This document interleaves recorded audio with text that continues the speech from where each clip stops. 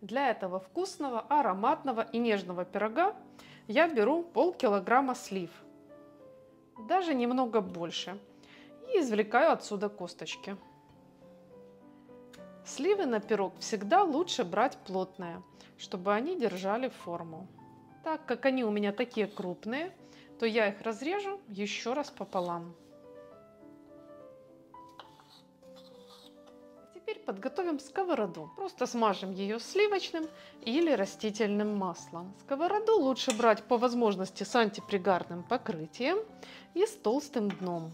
Дальше выкладываем кусочки слив на хорошо смазанную сковороду. Срезами вверх.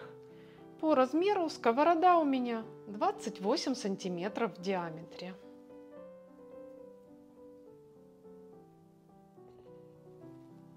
Дальше 2 яйца разбиваем в миску. Добавляем к ним 80 граммов сахара.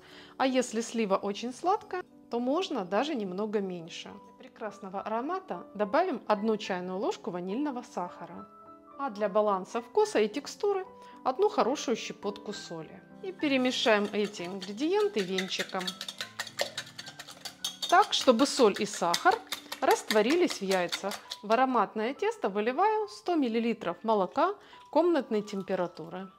И добавлю 3 столовых ложки растительного масла без запаха. И опять перемешаю эту массу. Следующим ингредиентом будет мука. 180 граммов. С мукой я добавлю разрыхлитель. 1,5 чайных ложки. И сразу его так перемешаю с мукой. А чтобы пирог был пышнее, муку я просею через сито.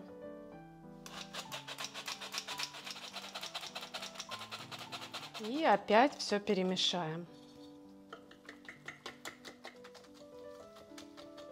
Тесто у нас получается гладкое, шелковистое, в нем легко расходятся комочки.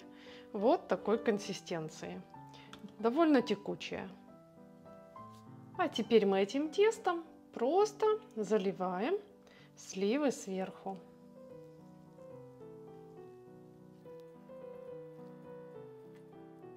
Дальше сковороду сразу закрываем крышкой. При этом очень желательно, чтобы в ней было отверстие, для того, чтобы пар выходил во время приготовления пирога. В плите делаем самый небольшой огонь и ставим сюда сковороду. Если у вас, в отличие от меня, есть рассекатель для газовой плиты, то, пожалуйста, используйте. Так эффективность будет выше и пирог будет готовиться равномернее. Через 25 минут через крышку мы видим, что пирог очень хорошо поднялся, весь такой пышный. Значит, можно поднимать крышку и проверять. Он уже весь такой плотный, весь пропекся. Теперь мы еще проверим деревянной палочкой. Она выходит сухая, значит, можно переворачивать.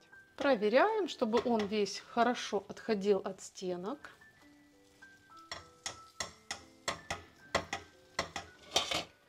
Дальше я его вот так спускаю на крышку.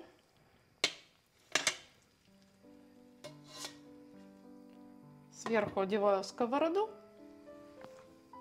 и переворачиваю. Все очень просто. Оставляю пирог зарумяниться на плите уже без крышки. Только низ станет румяным, все готово. Аромат у сливового пирога очень красивый, очень аппетитный. А сладость теста будет прекрасно оттеняться кислинкой сливы. Я надеюсь, что этот простой пирог на сковороде вас порадует. И рекомендую сразу подписаться на канал и нажать колокольчик, чтобы видеть и другие интересные рецепты. Если рецепт понравился, ставьте лайк под видео и пишите ваше мнение в комментариях. Я желаю вам вкусного пирога, приятного аппетита и мирного неба над головой. Мы с вами увидимся, как всегда, в следующем вкусном видео.